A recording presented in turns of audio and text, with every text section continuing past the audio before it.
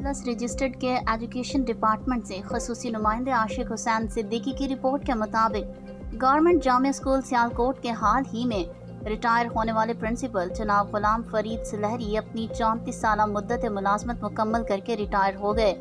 CEO education मोहतरम हाफिज मारूफ अहमद सुहेब ने अपने ऑफिस में उनकी 34 साल बेहतरीन खिदमात का एतराफ़ करते हुए ज़बरदस्त खराज तहसीन पेश किया। इस मौके पर DEO Ata Ilahi Chaudhry, deputy district education officer Sialkot Muhammad Akbar Ghuman, assistant director admin Chand Kamran